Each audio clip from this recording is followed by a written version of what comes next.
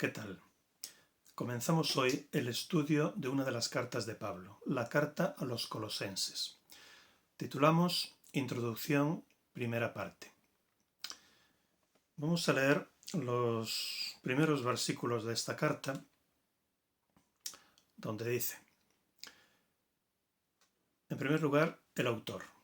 Pablo, un apóstol de Cristo Jesús por voluntad de Dios, y el hermano Timoteo, siguen el versículo 2 los destinatarios, a los santos y fieles hermanos en Cristo Jesús que están en Colosas. Y luego el saludo. Gracia y paz a vosotros de Dios nuestro Padre. A continuación, una acción de gracias.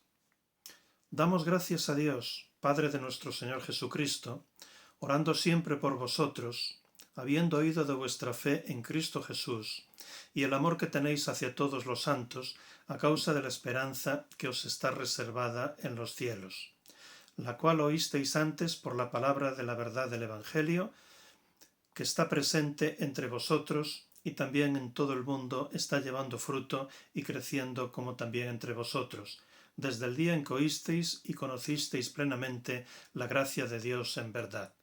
Según lo aprendisteis de Epafras, nuestro consiervo amado, quien es fiel servidor de Cristo para vosotros, el cual también nos declaró vuestro amor en el Espíritu. Y luego, una oración que Pablo hace por los colosenses, siguiendo el orden natural de las cartas de aquel entonces. Versículo 9. Por esto también nosotros, desde el día que lo oímos, no cesamos de orar por vosotros y de pedir que seáis llenos del pleno conocimiento de su voluntad en toda sabiduría y en discernimiento espiritual, para andar como es digno del Señor, con el fin de agradarle en todo, llevando fruto en toda buena obra y creciendo en el pleno conocimiento de Dios. Fortalecidos con todo poder conforme a la potencia de su gloria, para toda constancia y paciencia, dando gracias al Padre con gozo, que os hizo aptos para participar de la herencia de los santos en la luz, quien nos rescató de la potestad de la tiniebla y nos trasladó al reino del Hijo de su amor, en quien tenemos la redención, la liberación de los pecados. Y a continuación, Pablo menciona la preeminencia de Jesucristo, que viene a ser como el tema de esta carta. Jesucristo tiene la preeminencia en todas las cosas. Él es la imagen del Dios invisible y el primogénito de toda creación, porque en Él fueron creadas todas las cosas, en los cielos y en la tierra, las visibles y las invisibles, tronos o dominios o principados o potestades, todas las cosas han sido creadas por Él y para Él. Y Él es antes de todas las cosas, y todas las cosas subsisten en Él, y Él es la cabeza del cuerpo de la Iglesia. Él es el principio, el primogénito de los muertos, para que en todo tenga la preeminencia. Palabra importante, preeminencia. Por cuanto agradó que en Él habitara toda la plenitud, y por medio de Él reconciliar consigo todas las cosas, así las que están en la tierra como las que están en los cielos, haciendo la paz por la sangre de su cruz. Y a vosotros, que en otro tiempo erais extraños y enemigos por tener la mente ocupada en las malas obras, aun así, ahora os reconcilió en su cuerpo de carne, por medio de la muerte, para presentaros santos y sin mancha e irreprensibles delante de Él, ya que en verdad permanecéis sólidamente cimentados y firmes en la fe, y sin moveros de la esperanza del Evangelio que oísteis, el cual fue proclamado en toda la creación que está debajo del cielo, del cual yo, Pablo, llegué a ser servidor. La carta a los Colosenses. Vamos a dividir el estudio de esta introducción en 7 partes. En primer lugar, determinar quién es el autor. En segundo lugar, hacer una cronología En tercer lugar, los destinatarios. En cuarto lugar, la ciudad de Colosas. En quinto lugar, la iglesia de Colosas. En sexto lugar, el problema. Y en séptimo lugar, una aplicación actual. Comenzamos pues con el autor. ¿Quién es el autor de la carta a los colosenses? Todos lo sabemos, ¿verdad? El autor de la carta a los colosenses fue el apóstol Pablo. Pablo, un apóstol de Cristo Jesús por la voluntad de Dios, y el hermano Timoteo, a los santos y fieles, tal. No es que el autor fuera Pablo y Timoteo. El autor de la carta es Pablo. Aunque quizás el amanuense fue Timoteo.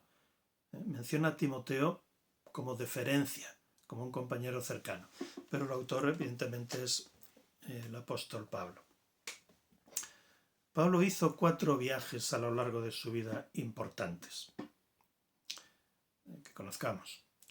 3 viajes misioneros y un 4º viaje preso hacia Roma.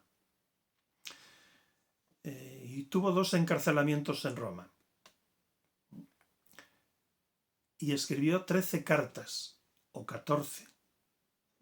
Fue el autor que más libros del Nuevo Testamento escribió. Pero no fue el que escribió una mayor parte del Nuevo Testamento. No fue el escritor que es de mayor volumen. Lo superó otro escritor que solo escribió 2 libros. ¿Quién fue? El evangelista Lucas, que escribió su evangelio y el libro de los Hechos. Entre los dos superan las 13 o 14 cartas que escribió Pablo. Las cartas que escribió fueron las siguientes. 2 las escribió durante su segundo viaje misionero, que fueron las 2 que escribió a los tesalonicenses. En el tercer viaje misionero escribió las cartas de Romanos, Primera y Segunda de Corintios y Gálatas. Y durante el primer encarcelamiento en Roma escribió 4 cartas que se suelen llamar las cartas o las epístolas de la prisión, que son las que nos interesan a nosotros en esta ocasión, que son Efesios, Filipenses, Colosenses y Filemón. Y después del primer encarcelamiento escribió las llamadas epístolas pastorales, las 2 que escribió a Timoteo y la que escribió a Tito. Así son 13 epístolas. Y donde hay dudas y discusión es en quién es el autor de Hebreos. Si fuera Pablo, hubieran sido 14 cartas. 14 libros del Nuevo Testamento. En cuanto a la cronología, que podríamos dejarla bajo el título de autor, porque es la cronología de Pablo, vamos a ceñirnos a la cronología que nos interesa, la parte que nos interesa. Entre los años 52 al 56 realizó su tercer viaje misionero, 4 años. Están relatados en los capítulos 18 al 21 del libro de los Hechos. Y de esos 4 años, prácticamente los 3 últimos los dedicó a la iglesia de Éfeso. Estuvo en la ciudad de Éfeso trabajando intensamente en esta iglesia que él había fundado. Dice allí en el capítulo 19, versículos 8 al 10. Cuando Pablo llega a Éfeso. Entrando entonces en la sinagoga, hablaba osadamente durante 3 meses, discutiendo y persuadiendo acerca del reino de Dios. Llega Pablo a Éfeso y, como solía hacer, buscaba la sinagoga y allí se dirigía en primer lugar. Y estuvo predicando el reino de Dios en esa sinagoga durante 3 meses. ¿Qué pasó a continuación? Pero que hay un pero, como algunos eran endurecidos y desobedecían, maldiciendo el camino delante de la multitud, Pablo se apartó de ellos y separó a los discípulos, razonando cada día en la escuela de Tirano. Razonando cada día, es decir, predicando, explicando el Evangelio, enseñando sobre el Señor Jesucristo, sobre la religión cristiana, cada día en la escuela de Tirano. Y esto sucedió por 2 años, de manera que todos los que habitaban en Asia, tanto judíos como griegos, oyeron la palabra del Señor. Durante 2 años seguidos, todos los días, Pablo acudía a la escuela de Tirano a proclamar la palabra de Dios, a enseñar el Evangelio y las Escrituras, a enseñar acerca de Jesucristo, acerca del camino. Del año 52 al 56. En el año 56 regresa a Jerusalén.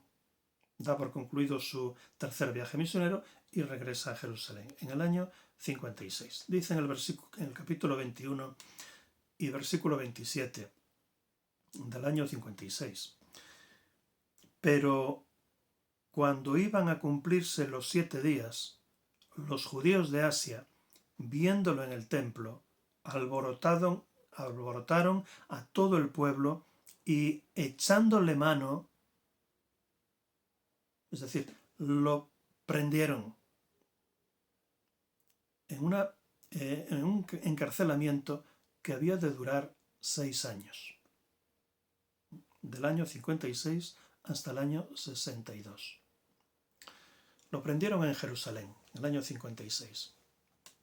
Pero el gobernador romano no tenía su residencia permanente en Jerusalén, sino en Cesarea, en la costa. Así que lo llevaron ante el gobernador romano, Félix. Félix lo juzgó también su sucesor, Festo, porque había de estar unos 3 años prisionero en Cesarea, y finalmente también se entrevistó con él y lo juzgó el rey Agripa. En el año 59, Pablo apeló al César. Pablo era ciudadano romano y como tal tenía unos privilegios que no tenían los demás. La ley romana defendía, protegía con esmero a sus ciudadanos, a los ciudadanos romanos. Así que Pablo, después de estar unos 3 años prisionero en Cesarea, apeló a su derecho a ser juzgado en Roma. Y el gobernador romano no tuvo otra posibilidad más que enviarlo a Roma. Así se dice en el capítulo 27 y versículo 1, corre el año 59, cuando se decidió que zarpáramos hacia Italia, entregaron a Pablo y a algunos de los presos a un centurión llamado Julio, de una corte imperial. Embarcándonos en una nave adramitena que iba a zarpar hacia los puertos de Asia, nos hicimos a la vela, estando con nosotros Aristarco, un macedonio de Tesalónica. Comenzó el viaje de Pablo por mar hasta Roma, que fue un viaje muy peligroso, muy azaroso, con muchas peripecias, en el que incluso llegaron a naufragar después de una tremenda tormenta, y con la suerte o la providencia divina de que consiguieron llegar a una isla. Dice en el capítulo 28, versículo 1, una vez a salvo, supimos que la isla se llamaba Malta, la isla de Malta, que está hacia el sur de Italia. En el año 60, por fin llegan a Roma. Dice en el capítulo 28, versículo 16, cuando entramos en Roma, le fue permitido a Pablo vivir aparte con el soldado que lo custodiaba. Es decir, Pablo estaba encarcelado, pero no había sido juzgado todavía, y como ciudadano romano tenía sus derechos, y como tal se le permitía vivir aparte en una casa independiente que él alquiló fuera de la prisión, aunque tenía que estar encadenado a un soldado romano, con una cadena fina, pero encadenado a un soldado romano.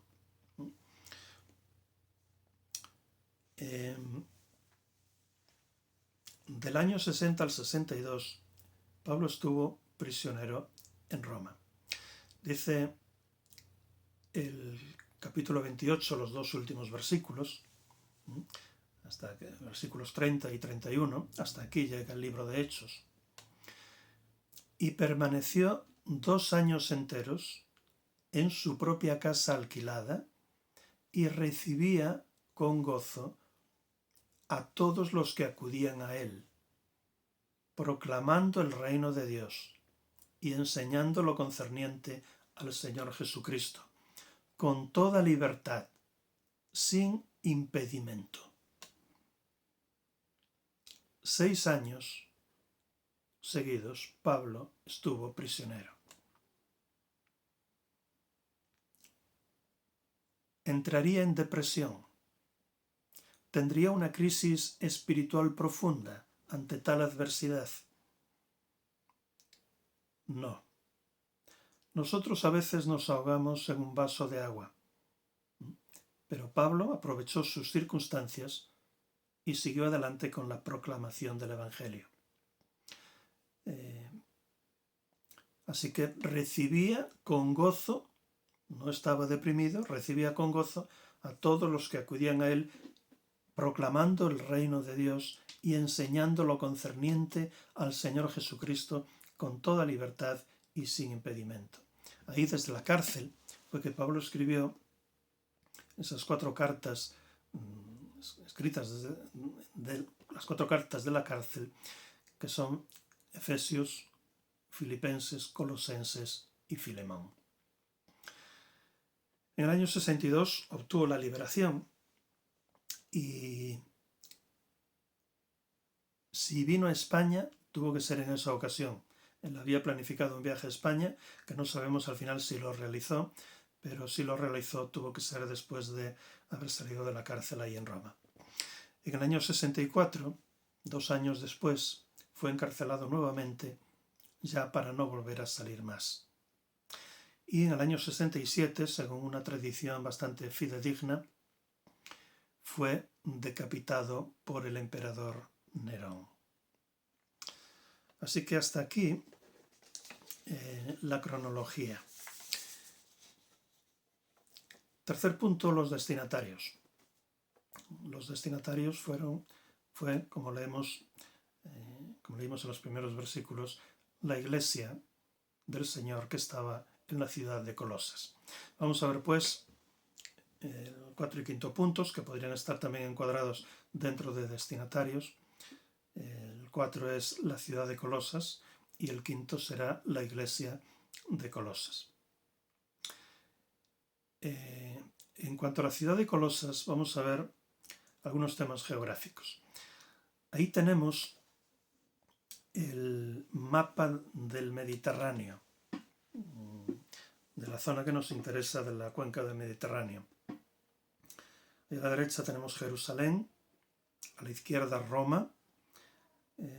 Ahí señalado está el viaje que Pablo realizó desde Jerusalén, pasando por Cesarea, donde embarcó hacia Roma, prisionero.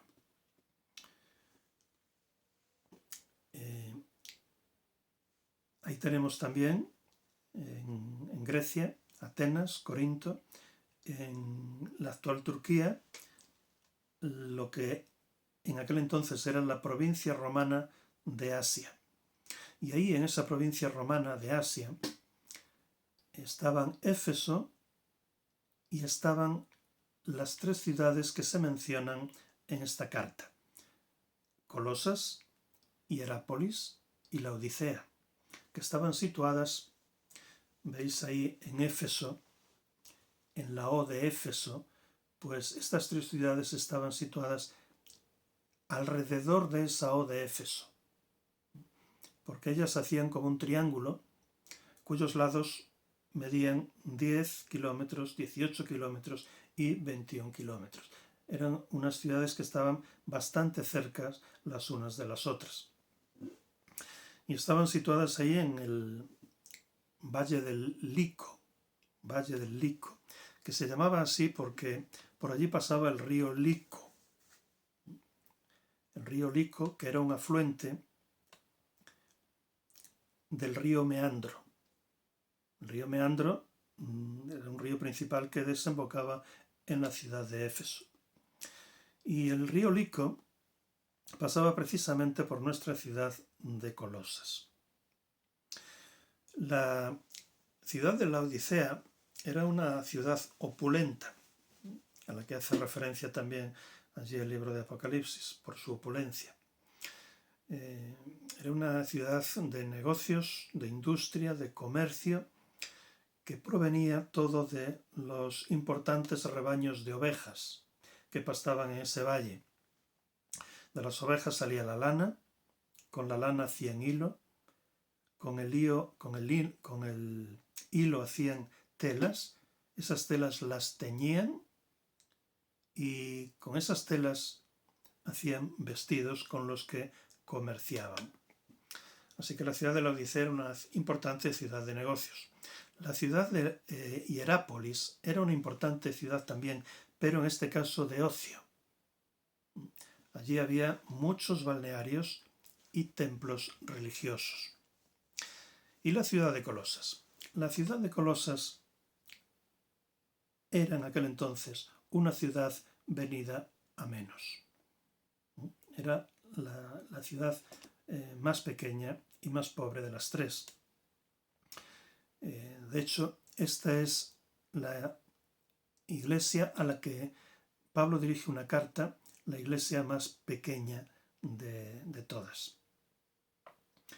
La población era predominantemente gentil, pero con algunas colonias judías. En cuanto a las distancias, fijaos ahí, desde Roma hasta Filipos ahí en Macedonia, había unos 1000 kilómetros. Desde Filipos hasta Éfeso había 500 kilómetros. Y desde Éfeso hasta Colosas, 180 kilómetros. Finalmente, desde Colosas hasta Jerusalén había unos 1150 kilómetros. Es decir, desde Roma hasta Colosas había 1680 kilómetros. Y no había aviones, y no había trenes, y no había vehículos. Había que ir o andando o a caballo. Llevaba bastante tiempo.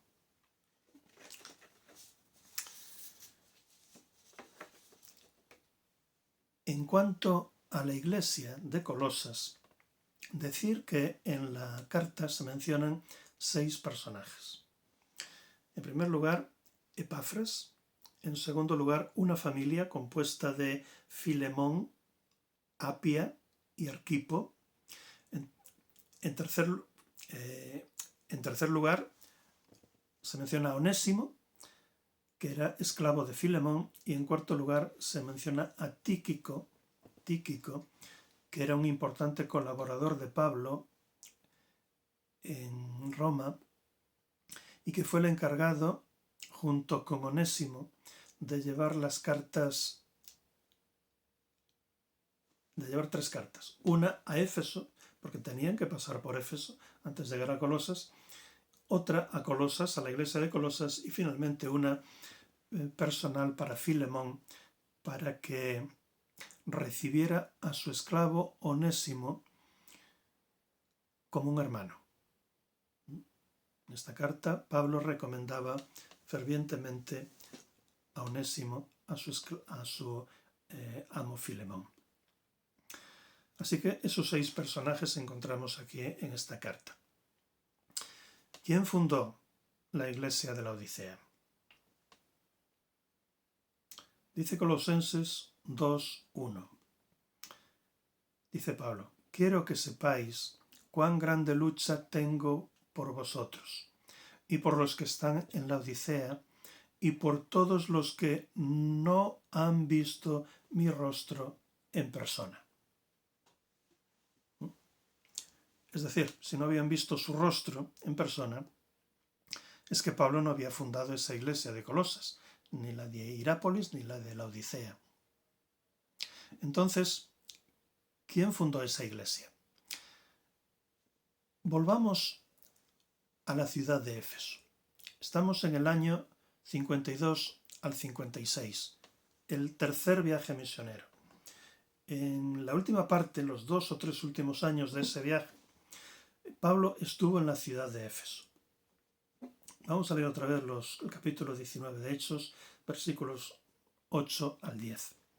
Entrando entonces en la sinagoga, hablaba osadamente durante 3 meses, discutiendo y persuadiendo acerca del reino de Dios. Pero como algunos eran endurecidos y desobedecían, maldiciendo el camino delante de la multitud, Pablo se apartó de ellos y separó a los discípulos, razonando cada día en la escuela de Tirano. Y esto sucedió por 2 años, de manera que todos los que habitaban en Asia, en la provincia romana de Asia, incluido la Odisea, incluida Hierápolis, incluida Colosas, todos los que habitaban en Asia, tanto judíos como griegos, oyeron la palabra del Señor. De todas partes acudían a Éfeso a oír al apóstol Pablo, que había adquirido fama. Y desde la escuela que le había dejado Tirano, desde la escuela de Tirano, Pablo enseñaba el Evangelio y enseñaba las Escrituras. Y posiblemente uno de los primeros discípulos de Pablo que acudieron a su escuela fue uno de Colosas, un tal Epafras. Epafras pues estaría con Pablo pues un tiempo, no sabemos si 1 año, 2 años, 2 años y pico, con él allí. Y cuando Pablo dio por terminado su tercer viaje misionero en el año 56 y regresó a Jerusalén, Epafras también regresó a su ciudad, a Colosas, y allí, proclamando el Evangelio, haciendo labor de evangelista, consiguió levantar unas pequeñas iglesias, una en Colosas, otra en Hierápolis y otra en la Odisea. Así que el fundador de la iglesia de Colosas fue un ciudadano de Colosas, Epafras. Dice en Colosenses 1, 7 y 8, según lo aprendisteis de Epafras, nuestro consiervo amado, quien es fiel servidor de Cristo para vosotros, el cual también os declaró vuestro amor en el Espíritu, el cual también nos declaró vuestro amor en el Espíritu. Y al final de la carta, en 4:12, os saluda Epafras, quien es uno de vosotros, esclavo de Cristo, quien se esfuerza siempre por vosotros en las oraciones, para que estéis firmes, perfectos y totalmente decididos a cumplir toda la voluntad de Dios. Porque doy testimonio de él, de que tiene mucha preocupación por vosotros, por los que están en la Odisea y por los que están en Hierápolis. Bien, y llegamos al problema. De esta joven iglesia de Colosas, que había sido fundada en el año 56 por Epafras y que ahora en el año 60, 4 años después, Epafras viaja a Roma para ver al apóstol Pablo, a su mentor, 1680 kilómetros.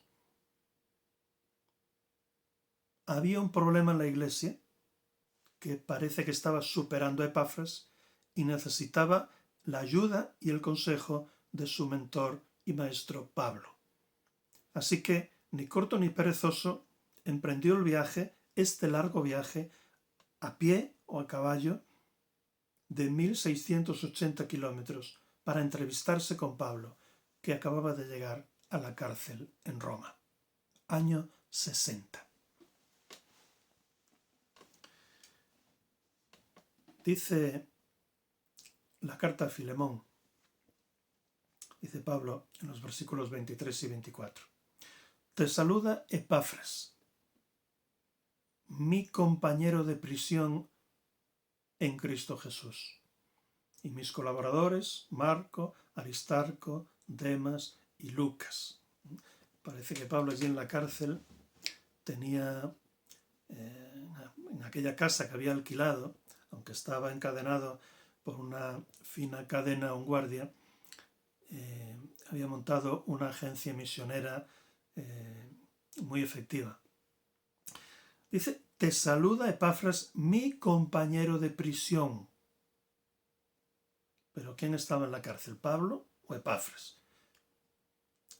Resulta que Epafras llegó a Roma, se entrevistó con Pablo, le explicó el problema que había en la iglesia de Colosas y no sabemos cómo ni por qué acabó prisionero junto con Pablo. De manera que Epafras no pudo regresar a Colosas con la solución que le había dado Pablo.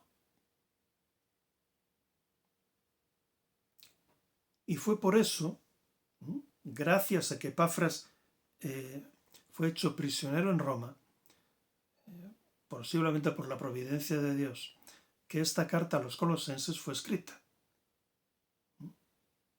Y hoy la tenemos con nosotros.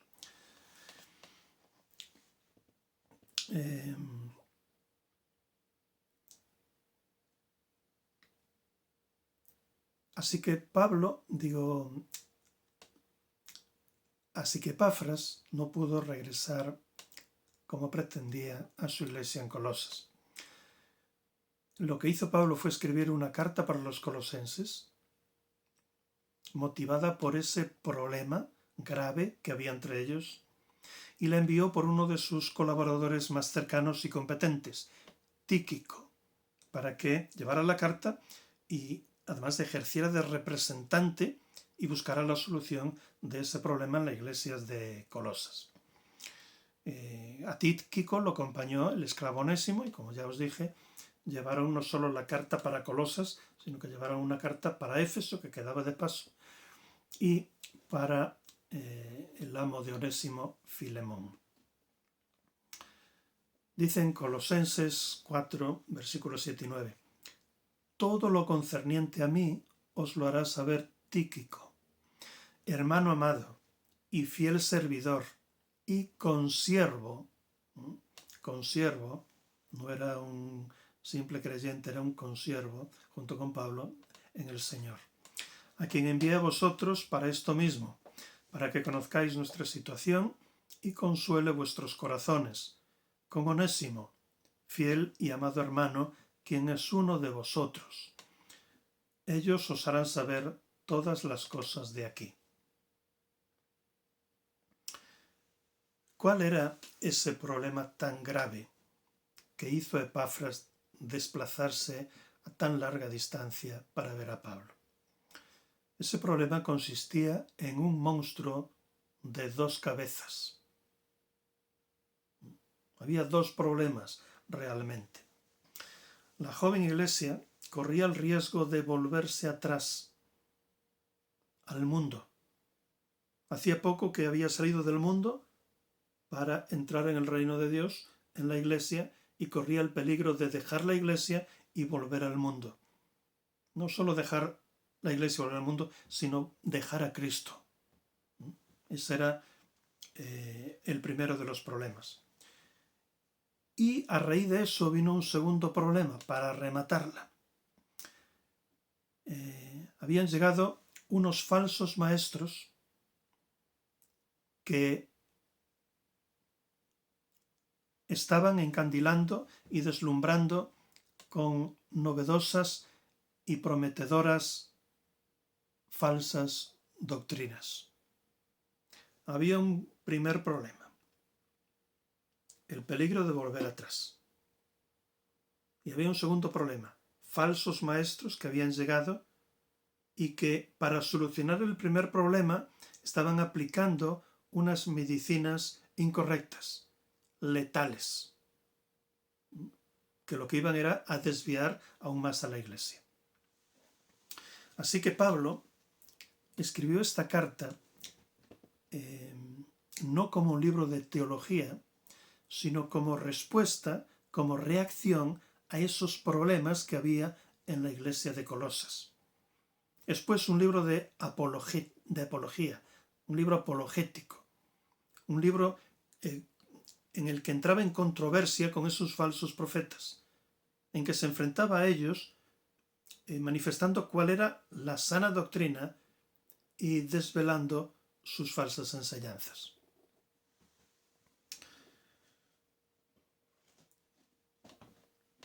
Es lo que llegó a llamarse la herejía de Colosas, porque tenía sus propias características, la herejía de Colosas. Así que ya veis, os dais cuenta de la importancia que tiene conocer el contexto en que fue escrito cada libro de la Biblia para poder interpretarlo correctamente.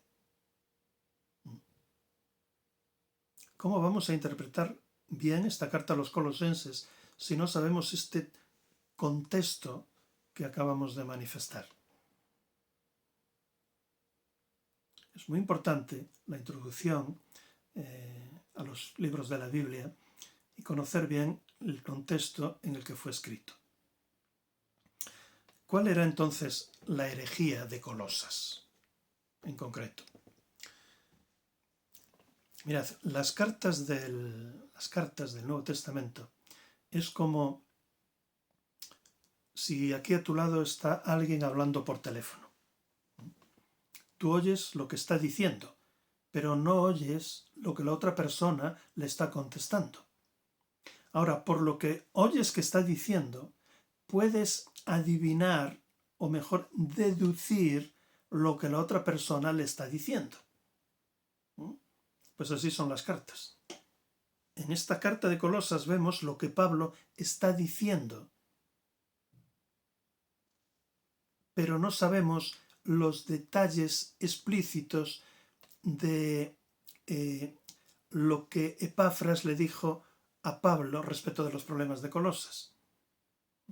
No sabemos en concreto, no se explicitan esos problemas, pero por lo que Pablo dice podemos deducir cuáles eran, y es importante deducir cuáles eran esos problemas en Colosas para poder interpretar bien la carta,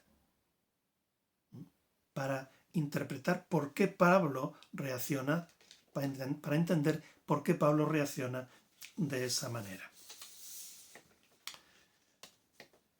¿Cuál era entonces esos problemas, ese problema tan grave que hizo desplazar a Epafras desde Colosas hasta Roma a lo largo de 1680 kilómetros?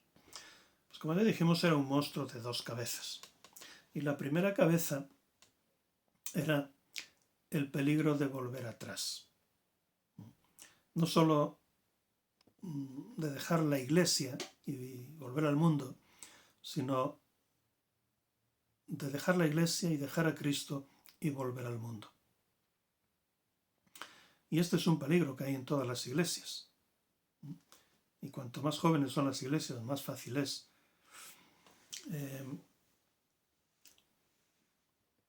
Los enemigos del cristiano, que están en todas las iglesias, no solo en esta iglesia de Colosas, son, en primer lugar, los hábitos.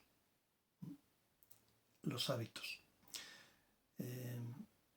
Hay hábitos buenos y hay hábitos malos. Evidentemente nos estamos refiriendo a los hábitos malos. Un hábito es como una atadura. Uno cada día va añadiendo una hebra hasta que llega un punto en que se hace tan fuerte la cuerda que es casi imposible de romper. Cuesta romper con los viejos hábitos de la vida pasada. Y estos que habían llegado a la iglesia de Colosas procedentes del mundo, hacía 2, 3, 4 años, tenían unos hábitos arraigados que había que desarraigar, que había que abandonar. Y esos hábitos, esas cuerdas fuertes tiran mucho de nosotros. Incluso las personas que llevamos muchos años en el Evangelio con el Señor, a veces tenemos hábitos que no hemos roto nunca, que permanecen con nosotros, que nos lastran, que nos impiden avanzar hacia la meta a la velocidad adecuada y que tenemos que ir desgajando, rompiendo para servir al Señor con fidelidad y santidad.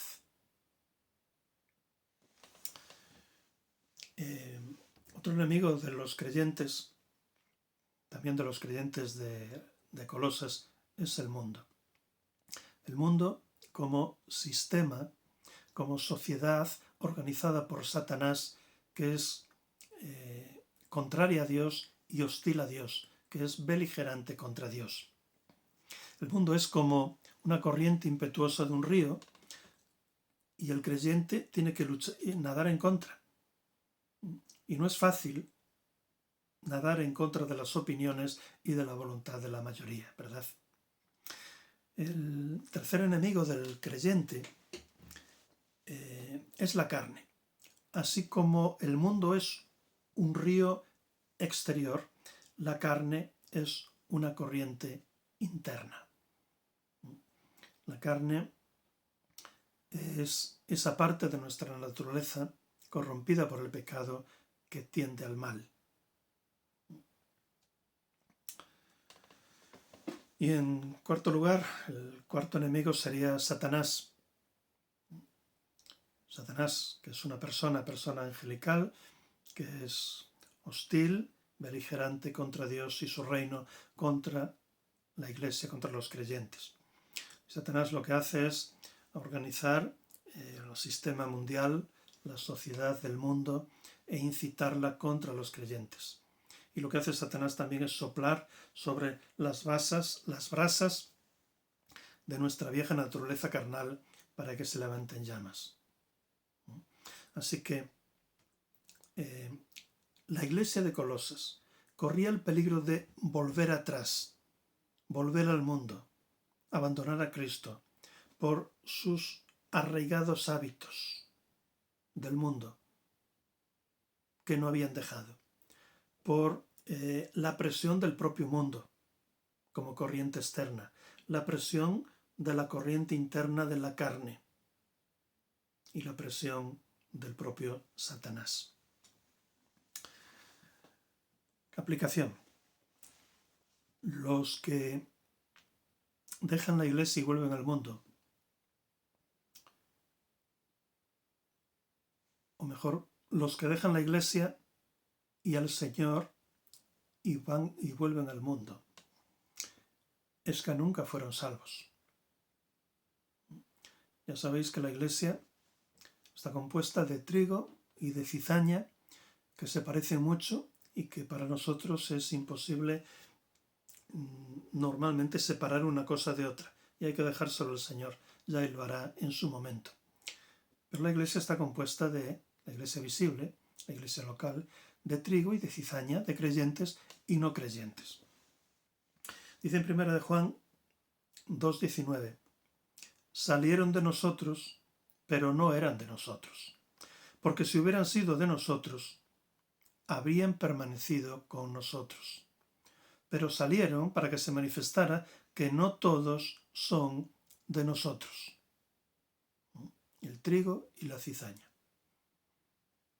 En la iglesia visible hay unos que entraron por la puerta estrecha y son salvos verdaderamente, pero hay otros muchos, la mayoría, que entraron por la puerta ancha y creyendo